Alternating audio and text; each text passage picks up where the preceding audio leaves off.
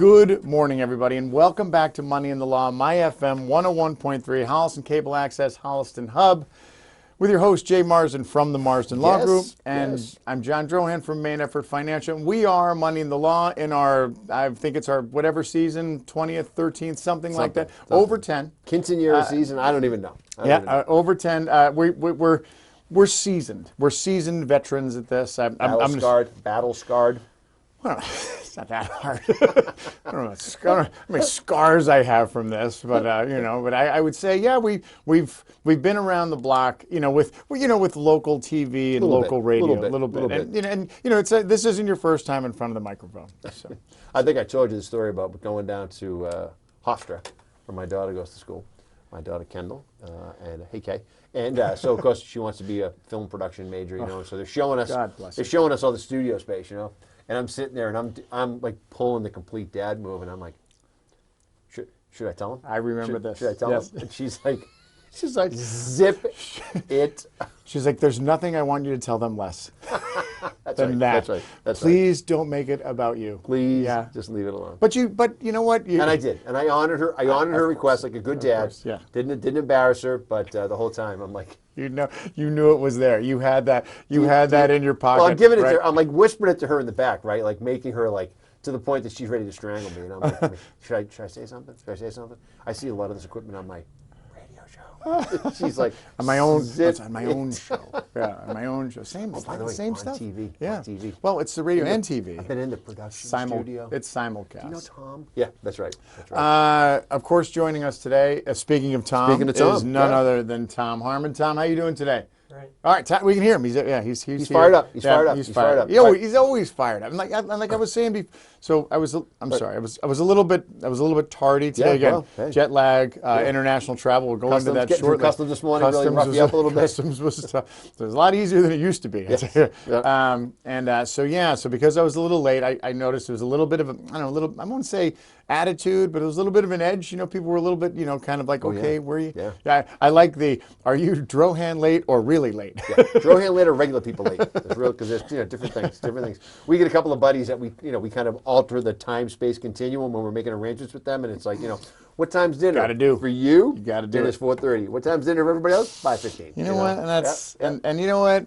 At the end of the day, if that's the worst thing they do, they're a little bit late, then that's true. Right. That's true. So what I was going to say is that as I was getting some, and I'm not going to mention any names of people who might have been a little bit upset with my tardiness today. Right. There's one guy who isn't every time, Tom Harmon. Yep. Tom, you know what? And Tom's here before us, right? Tom loves life. He loves life. Tom is also getting paid for this, but that doesn't. Take your time. Right? Take your time. Take your time. Union time. scale. Yeah. Take your time. Not a big deal. But Tom is, but even in the when Tom will text, hey, are we doing Money in the Law? And I'll say yes, we are, or I'll check, or whatever. And then as soon as I give he gets confirmed, he's like awesome. Like it's all these happy texts. Great! I can't wait to get to work and work with you guys. So today he says to me, lean on the camera, lean on the shovel. Doesn't matter. Yeah. Doesn't matter. I can do either.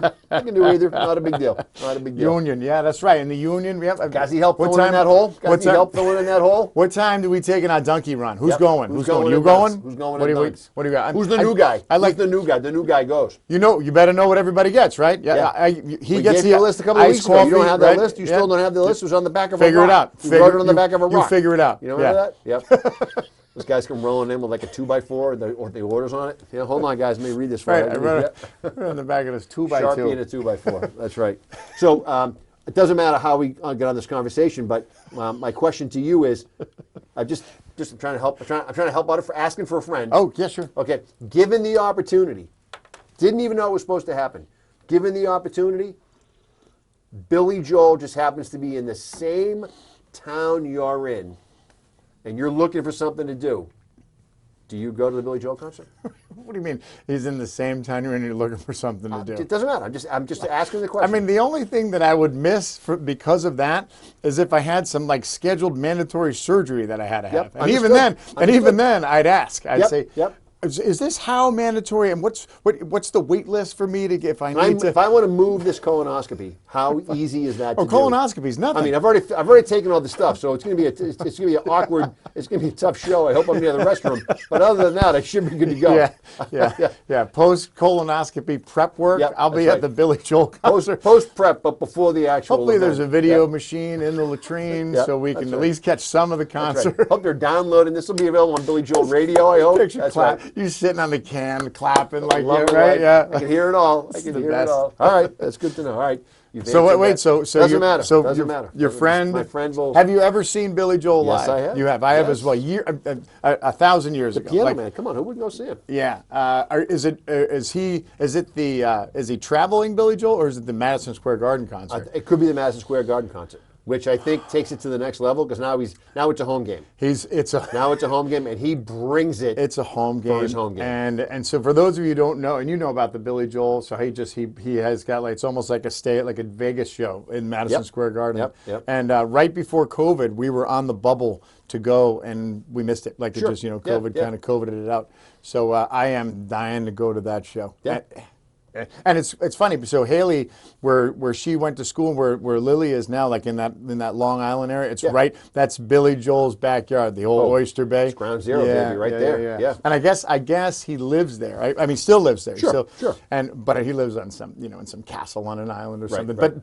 But I guess the word is from the Long Island locals that he's out and about, and Sure, so yeah. and he's just like kind of one of the Regular they don't- Joe. Yeah, they don't- regular Joe. regular Bill, whatever, Really, yeah, Like regular Joel. Regular- Joel, I think is what you did. See what I did there? He got me. You beat me by 1 second. Imagine that you're in line at Starbucks and somebody's like yelling out like piano man, and this Joel with the glasses and the hat on, right? Yeah, he's got his baseball hat on, Yeah, right? Yeah, yeah. he's like 65 years old. He's like, he would turn around like, why are you doing this? Do I need this? And I get the impression, and maybe I'm wrong, I get the impression he's an okay guy, right? I do get that impression. Right. And again, he's been famous for 50 years, Yeah, right? So yeah. so who knows kind of what that, I mean, we haven't been famous for quite that long, No, so that's no, why no, we're still who we We're are. often considered regular guys. That's right. We're approachable. We haven't gone the cycle yet. We haven't gone the cycle. You're a regular guy, then you get famous, then you're a jerk, then you come back down to ground So zero. like you come back, That's right, that's when you're right. making your comeback, you have some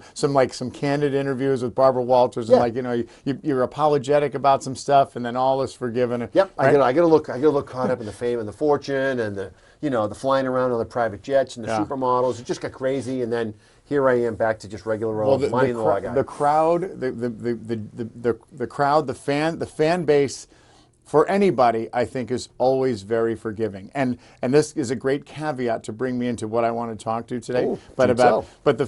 but not like Billy Joel didn't. Billy Joel was married to Christy Brinkley, Yep. and that was like, and remember when that happened? Remember when Billy Joel and Christy Brinkley got together? Everybody was like, "You're like this short little Italian guy married to this." Who at the time Christy Brinkley was there wasn't any. Yeah. She didn't have anybody in the rearview mirror. Nope, She was that's right. she She was was it. the Yep. best of the best. She was in movies, right? She was making those cameo appearances in movies, and Billy Joel married her like at the height of her career, and everybody was like, all the guys in America go, there's hope, Yeah. there's hope, there's hope, honey. all the there's guys in America signed up for piano lessons that day.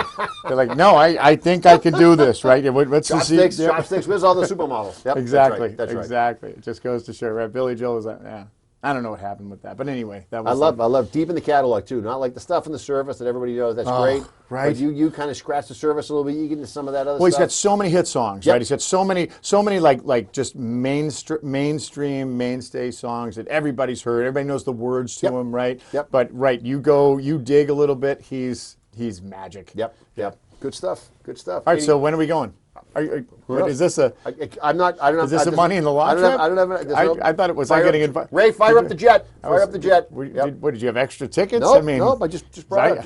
I know the way. This is just. I can this get is- you down there. This is just what I do. This is just what I do. I like to put stuff out to the universe. That's what I like to do. That's what I like All right, to do. so I don't know what money in the law topic we wanted to talk about today, but I have something so exciting. So I recently just got back from a trip. I just got back from a trip. You're just radiating. and You I- vibrated and- your way right in there. Yeah. And so we went to go visit. So Haley is originally from the United Kingdom, right? So that is her. She's from England. So we went back. So Haley and I went back, and we had a visit with some of her relatives, Sure. right? And so some are right outside of London, and some are in the Cotswolds region, like that really nice kind of countryside, region up there. Sure. And so I've been dying to talk to you and tell you about this. So you know how, like, and you're one of those people who's very shy, often, like, people introverted. Yeah, often like they're often like there's not much kind of casual conversation. Yeah, pulling conversation out of us is And really people, hard. right, and kind of where you go, like, and and you do your fair amount of traveling. So where you go, I imagine that there may be one or two connections that you make, right? There may be one or two, sure. and you go there, and kind of sooner or later, like, the connection almost turns into, like, when is this guy coming back, right? And you're one of the you're a warm person, so you're able to Good guest. Don't hang around too long. Exactly. Know when it's time to go. Exactly. Know when it's time to go. Exactly. Yeah. Never overstay your welcome. Never. Right. Never. So this trip, and I've met these people before, but this trip, and I'm saying this because I'm gonna send them a copy of this. I have two new bros, like two new bros that are in, and the reason I'm telling you this is because you want to know these bros. So I'm going to tell you, I got two guys. So the first one, again, it's all because of my wife. So the first one is married to my wife's cousin, right? So this guy's name is Simon Johnson. You know what Simon Johnson does for a living? I can only imagine. In the United States, they call him a solicitor. Yes. In here, what do they call him? Yep. He is the law side of Money in the Law. Exactly, right? So and this guy, and I'd met him. I've met him before. And spent some time together. But this time I got to hang out with him. And so I come to find out that Simon Johnson. First of all, Simon Johnson, if he was here, he could put up a microphone right there, and he could take care of this show. Right in. Yeah, he knows he knows his way around a conversation. Sure. As with most people in England. Yeah. I mean, that was the thing.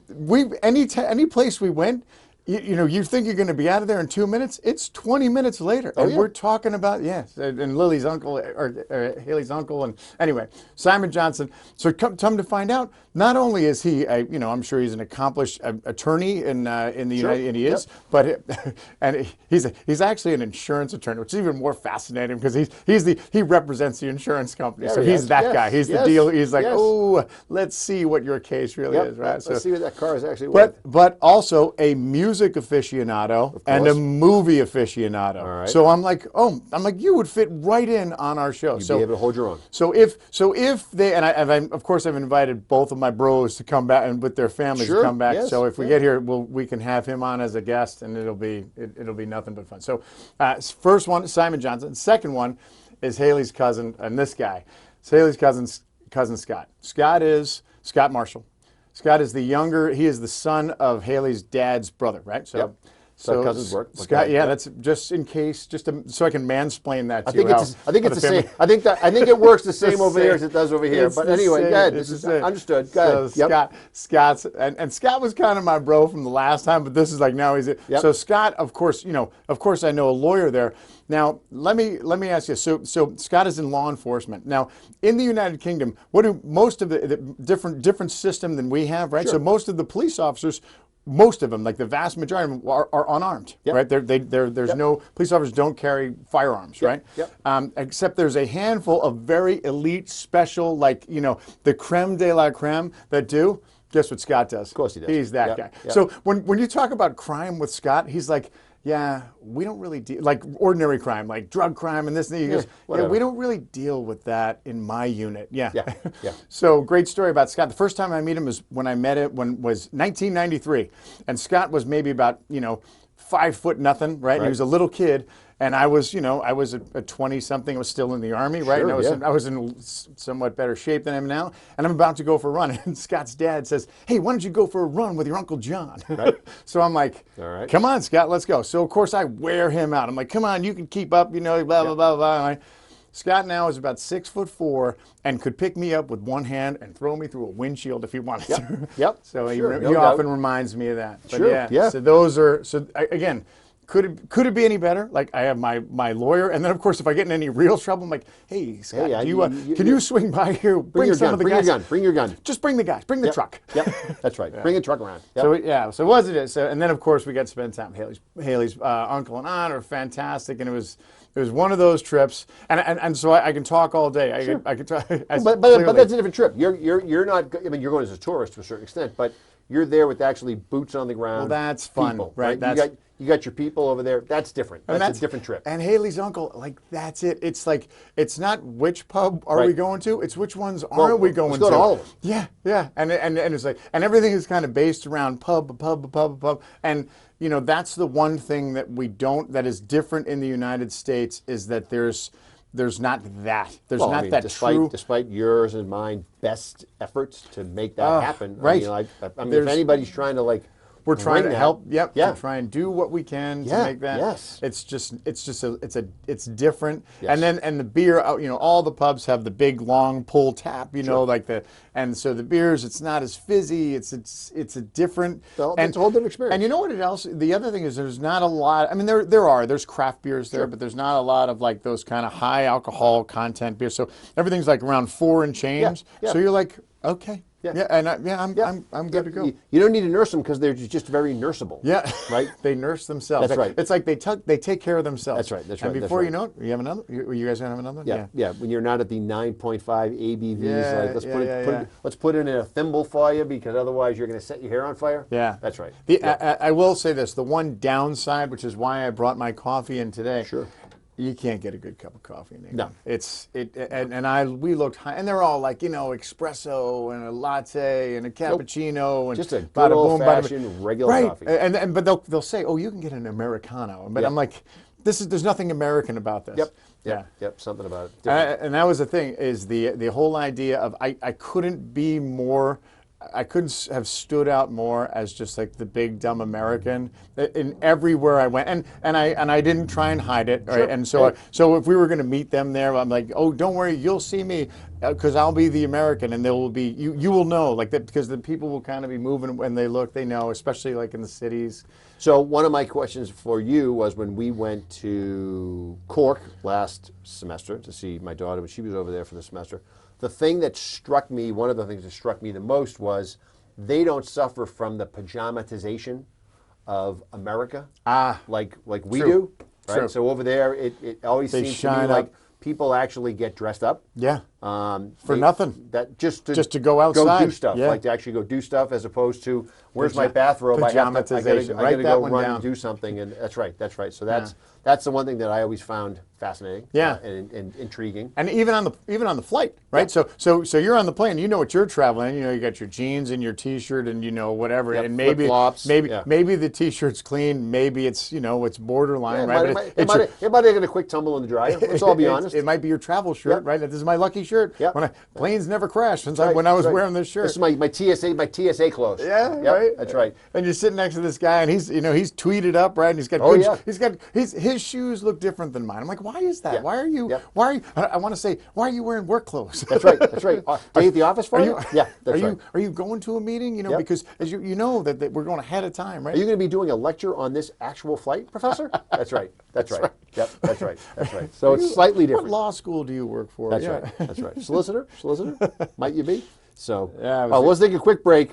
And I don't even know. We'll take a quick break, and we'll come back. We'll do a little more of the Money in Law UK, and then we'll get right into what we're talking about today. So don't go far. I love it. That's it. We'll be right back.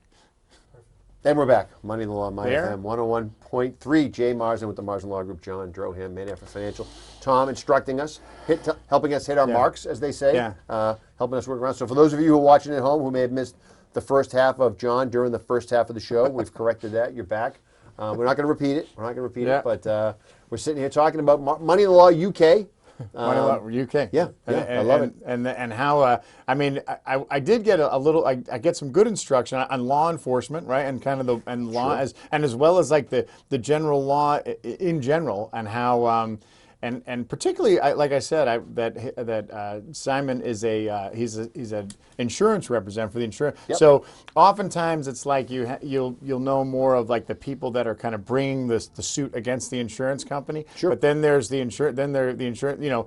and The it's insurance rather company lawyers. They have lawyers, and they have kind of their side of the story, and so of course they get a bad rap, right? Those Always, guys are yep. they're the guys like, oh, you're the one who's going to crush everybody's dreams, but they're like, well, we're just kind of reading the case and seeing the facts. So he said it's a very interesting. You're not. It's not a very warm. It's not. You're not. People aren't throwing their arms around. No one cries. No one cries at the end of the case. No one's buying you a beer after. That's right. Yeah, insurance company just saying, you still have a job. Yeah, your job is to save us money. Yeah. That's your job. That's your job, right? Job. Yeah. Read the policy. Read the policy. Read the policy. We were talking about how it's hard to get a good cup of coffee in the UK. Of course, it's not hard to get a good cup of tea because that's their thing. Yeah, but earlier we were talking about how kind of stardom and kind of that cycle of a star, right? How like you're how you and I are kind of like we're on the uptick. We haven't reached that true like superstardom yet. So which is why we're approachable in most public places. However, one of the things that is crazy, and we didn't even realize, it didn't even dawn on us that we were there. But this coming Saturday, today, right now, Yep. that as you guys are watching or hearing this, is the coronation of King Charles III. Yes, that's right. So here in the United States, like we all know about this, Right. But when we got over there, Oh, it's a little all-consuming. it's insane. Yeah. It's as much as you're imagining it, and multiply it times 1,000.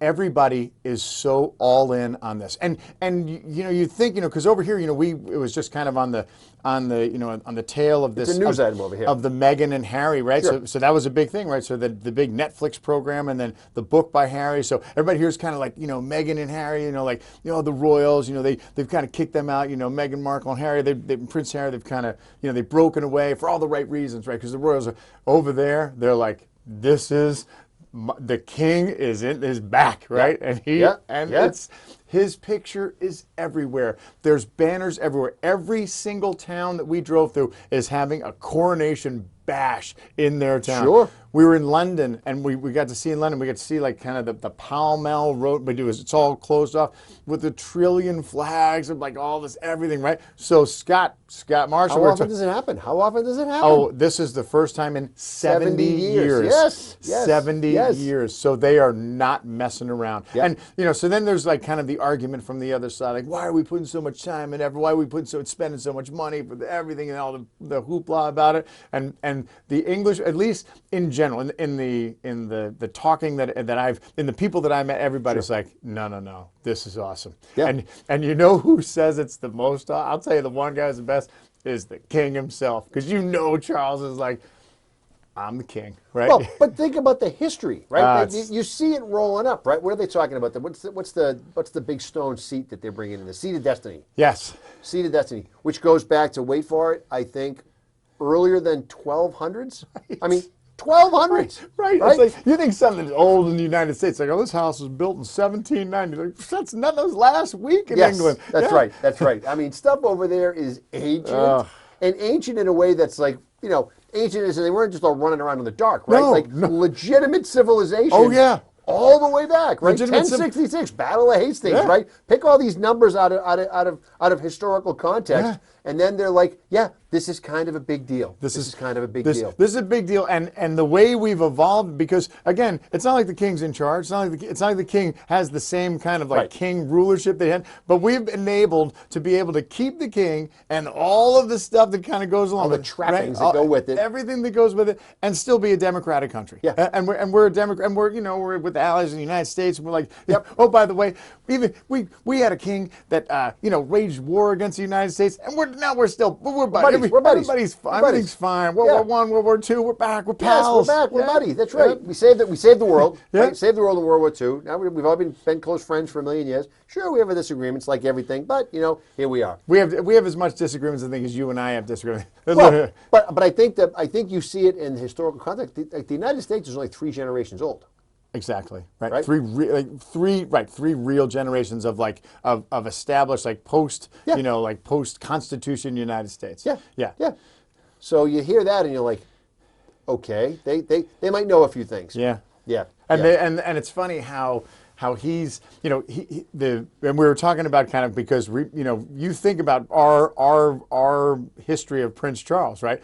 Prince Charles first came, like you first kind of knew who he was when he was like a kid, and he kind of took over as like the the Duke of Edinburgh, and that was like and he like gave a speech. And he's kind of then he followed it. But everybody knew Prince Charles after 1981 because he married Princess Diana. Oh yeah. And when he married her, and she showed up, and then the world fell in love with her. And then he's in the back seat, right? You are playing second. You are second fiddle. You are carrying her suitcases, pal. That's right. And then of the entire history with that, and the everybody, ups and downs, the drama, right. All the, and it's all his fault. Everything, he gets blamed for everything, right? He's like and then she has a dies tragic, and then he marries the girlfriend that, and of course the other thing about the royals is like them or not, everything they do, they're never not at work, right? Everything they do, microscope. Yeah, everything they do, and it's all let's talk about it. We're in the United States. We're talking about them right now. Everybody in the system. Followed, paparazzi, everything. Photos. So Charles kind of goes through that whole cycle. My Princess Diana, she dies, and the kids, and then later the latest thing with the break with Harry and like all that, and now he's coming and he's like, you know what?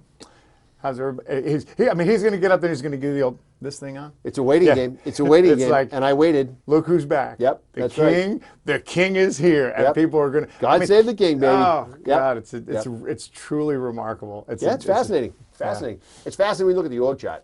The org chart. You see all these players, right? You see their roles throughout history, what they did. I mean, I find that all very, very fascinating. It is. It truly, and the fact how England has kept it, right? Sure. And how it's because it's it's an institution. It's part of like what makes them England, right? And I mean not every my in-laws, they're not fans of the royals. Again for their for the reasons like they're like what's the what are we paying for, all that stuff. Exactly. You either believe in the institution or you don't. Yeah. And most people do.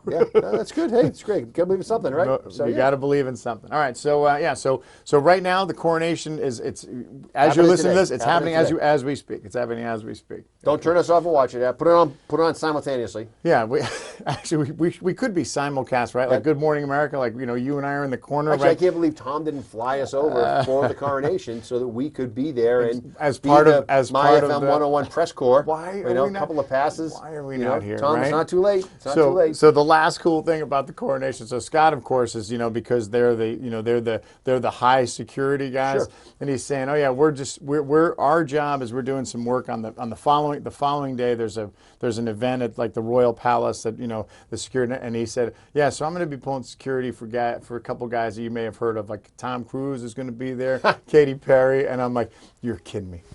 I go, you got to talk to him. He goes, I don't know if I'm allowed. Not allowed to. He's joking. He's going, yeah, I would get in trouble if I'm sitting there if someone takes a picture of me taking a picture of Tom Cruise. Yeah, that's right. That might cause a problem. All right. So what did you want to talk about today? I think I forgot. I think I forgot. All the excitement. I think I. So one of the things that one of the things that, again, because I'm in a different country, is kind of the whole idea of we oftentimes we talk about currency, and you're talking about how the like from a money perspective, it's fascinating because right now what people again if you kind of follow like the kind of the currency and like the currency market, like the dollar versus the pound, the dollar versus the euro, the dollar versus the Japanese yen. It's one of those things where we don't give it a whole lot of thought. No, I don't think you do. No, I don't think unless you're in those markets, you don't have a reason unless to. you're and you'll hear it, right? Oh, the dollar is taking a beating today, or the dollar's strong. And it's not until you actually kind of go over there and you kind of see what the difference is, because like I said, we'd been to England many years ago when it was with the Great British Pound, it was a 2-to-1. So $2 for every £1. It was and it was crazy. Like you go over there, and so it cost a lot of money. Where in England was like, yeah, for if you're traveling over there, right now it's at about 1.25 to 1. So where and I was saying to Mike, I'm like, wow, dinner sure seemed cheaper tonight, than I thought of it, and so we're, you kind of see that, like, that difference between in the currency, and in the grand market, the whole, in the grand scheme of things, if people are like thinking about buying property or just travel in general, like if you're going to travel, and the same thing with the euro, when we talk about the strong dollar, like the whole idea of having a strong dollar. If you have the capability to do it, like, you're going to see that you will get more, no pun intended, more bang for your buck. Oh yeah, because the buck is a little bit stronger over there than it has been in the past. So, any comments or questions about the looming debt crisis here in the United States? Yeah, so that's the thing, right? So because we're, everybody's all intertwined in the market. If the debt crisis, with the idea that the American debt could go up and even be more, and put America more in debt, the whole idea of, because that could affect that currency value. Sure, right? absolutely. That's the thing where the value of that dollar goes down if things really start to develop, and as many people think they could. Well, there was talk this week on the news that said if the United States were to go into default, right, if they didn't solve their debt ceiling crisis, 7 million lost jobs. So, okay, that's going to cause a problem. Yeah, right? That's a real problem. Your 401k, that might take a hit, right? Yep. Those are real impactful changes that everybody's going to hear. And just for those who are following it, remember, this is just to pay the bills that we've already incurred. This isn't for new stuff. This kind of gets lost in the conversation, right? This is just about paying off the existing credit card debt. This is not about incurring new debt. This is not about managing how much new debt we incur. This is just, am I going to pay the outstanding liabilities, the outstanding credit cards? And by the way, depending on the makeup of Congress and depending on who's in the White House, in the past, this has been a non-issue. Yeah. Congress did this 3 times during the previous occupant of the White House's tenure in the White House. No questions asked. This was a no-brainer. You're right. It's become a very politicized thing. It's become very politicized, and one party has sort of decided that, putting a gun to the head of the American economy to try to get what they want out of it is the right way to go. And there's a whole bunch of people on the other side of the aisle who would say this is not the time or the place to have these discussions. You want to have discussions about government spending? We can have those conversations. Right now, let's just keep everything where it's supposed to be, which is that people can rely on the full faith and credit of the United States. It's a big deal. It is a big deal, and you're absolutely right when you say it's never really been a big deal before. Not to your average Joe, right? No. They're like, oh yeah, so the Americans, so what? Print more money, right? Well, this is, and look, in a lot of cases, this is the basic function of the government. Yeah. Right? Honor your debts. Honor your obligations. This is what should happen. Not a big deal. Yeah, and make no mistake about it, it's complicated. I mean, it's not like Sure. this is not, but kind of the principle in general is that the United States borrows money from agencies and governments and all around the world. It's like, hey, From citizens, yes. Yeah, we want to do this, and in order, but again, and we've talked about financing, and We've talked about debt on the show 100 million times. Exactly, right. I mean, we in fact, we're kind of in debt to ourselves for talking about so much debt on the show. Love Can it. you get your arms around your? I don't even know what I said, but Crazy. But the whole idea of like borrowing, it's not a bad thing, right? No. It's not a bad thing, and it's kind of how the world functions, and so It's how this and every other country in the world was built. yeah, and it's how how I bought my house, how you bought your house, how you bought your car, how I bought my car. Somebody financed this building, that building, this building, that house, Exactly. that house, that house, that everything for the most part. Nobody pays cash. Yeah, and it's how football teams get new football stadiums. Yes, It's all yes. it's stuff like that. Like people, no one does it because most people don't, or even most organizations or countries Right. don't have the liquid cash in Yeah, order not to everything do that. gets bootstrapped. Yeah, and more importantly, because they don't have to. Right. Because if I can finance, let's say I want to build a factory and I'm going to create 1,000 jobs in that factory in whatever city or Right. or state that I'm in, and I'm going to create 1,000 jobs. and I have to, but because my factory is going to take, it's going to take a while before it's actually producing things and before it starts actually making money.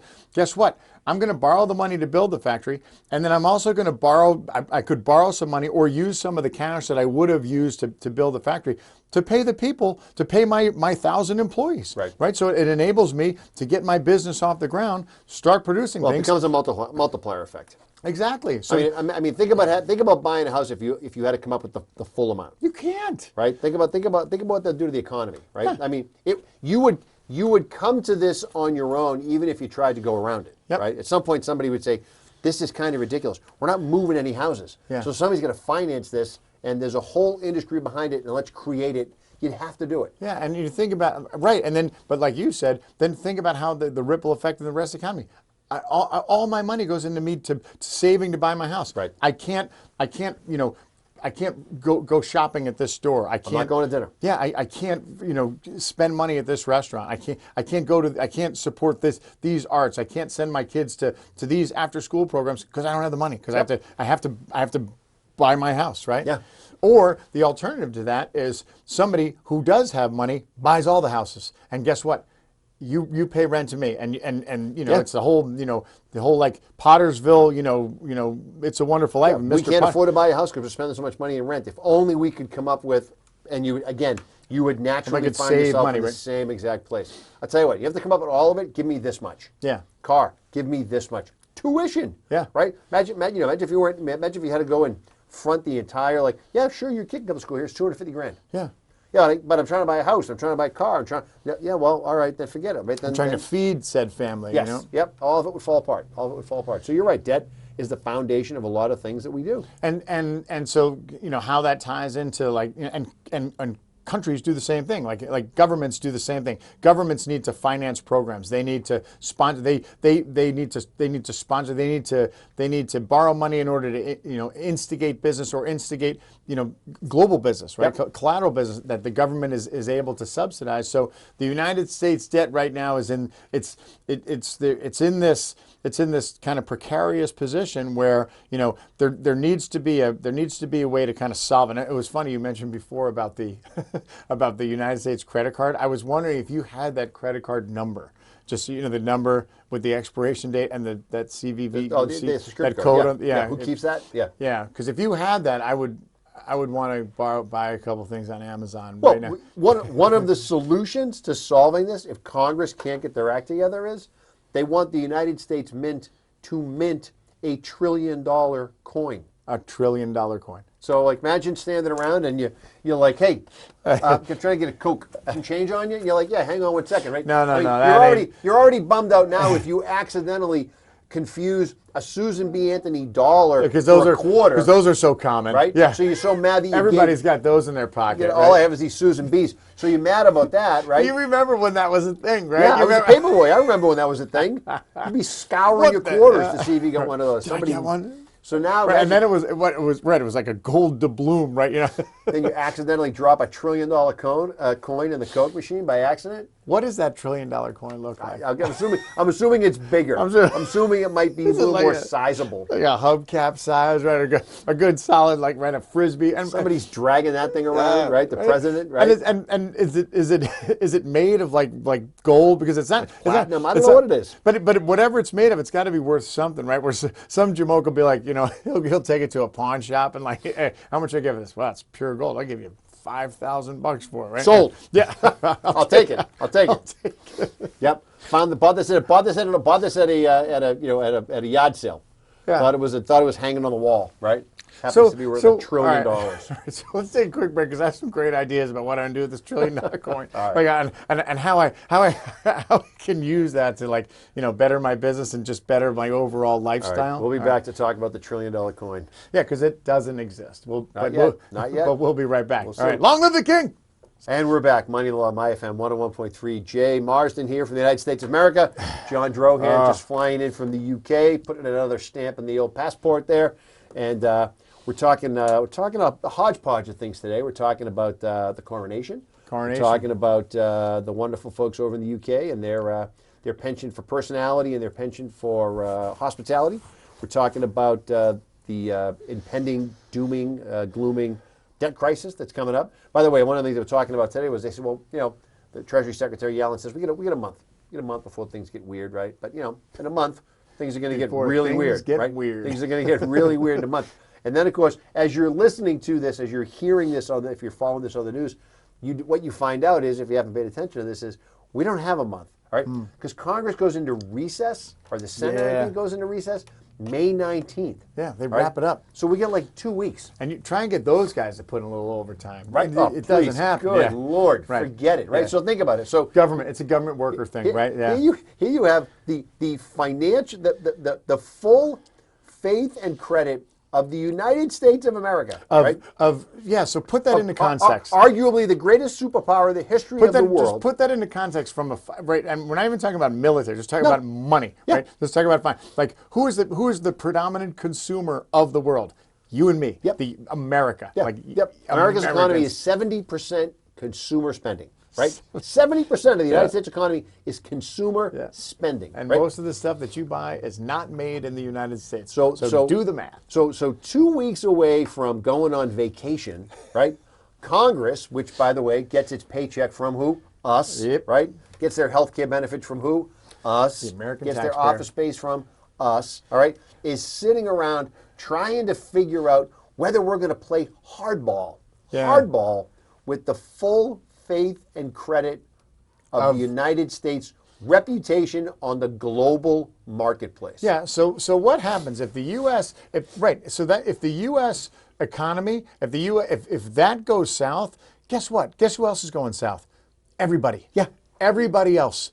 Everywhere you just pick a place, they're going to feel it. I mean, up until now, for the most part, starting around, let's say after the Revolutionary War, right, when America got its financial footing underneath it, for the most part, it was like, yeah, you can rely on those guys. They're pretty good. Yeah. You know what?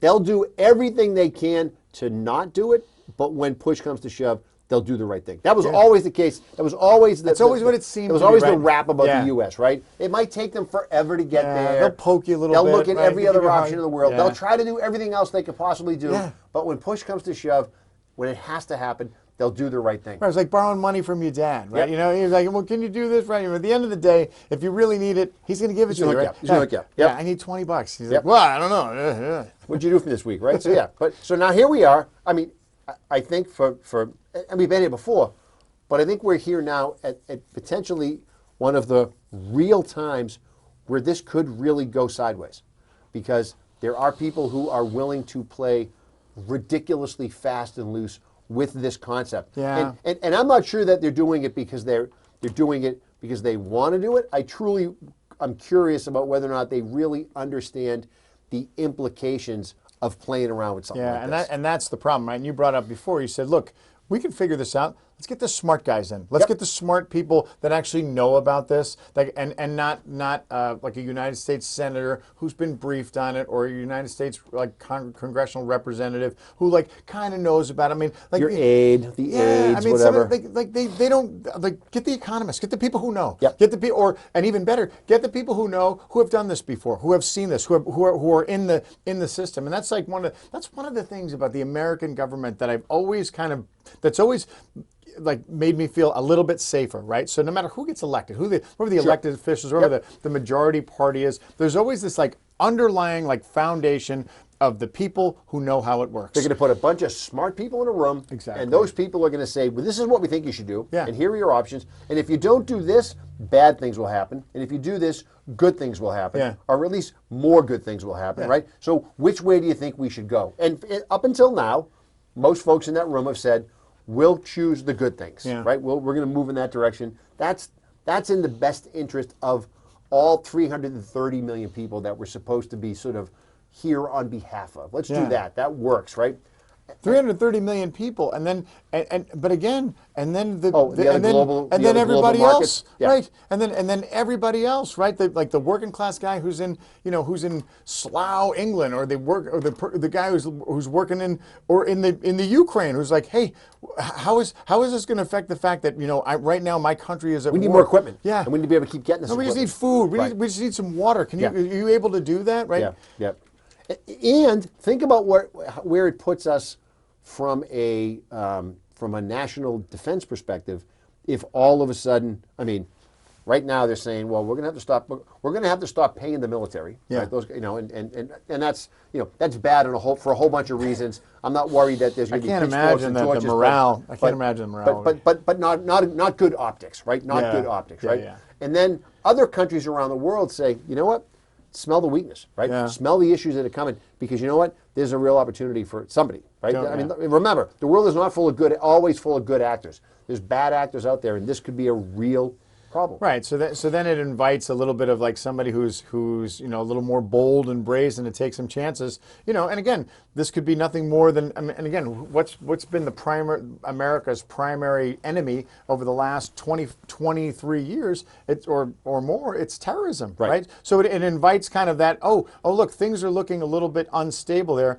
Watch this. They tell you all the time, right? What's in theory, what's one of the most dangerous times in American history is transition between governments, exactly. Right? Which for the most part, right, with the exception of a most recent one, we've always had a peaceful transfer of power. It was easy, right? It was quick and easy. Like, yep, I was in charge. Now you're in charge. Yep. And by the way, we had a handoff, and these are all the guys that are helping out. And everybody's good. The two guys are talking to each other, and they're saying, hey, if you have any questions, give me a call. I know where everything's located. I know where, I know how you jiggle the handle to get out the back door. I can tell you how everything works.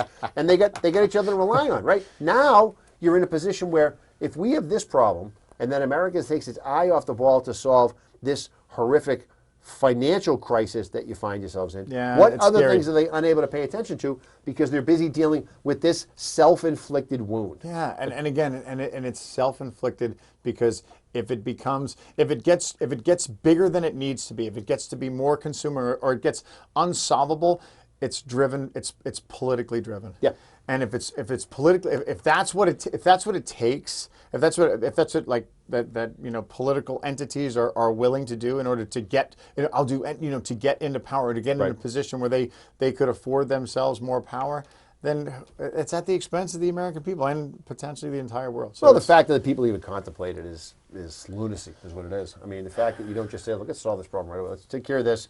Then we'll have a conversation about spending and going forward and balancing budgets and things. We'll talk about all this stuff. But first we have to get our house in order. It's a good point because most of us right now don't know what's happening.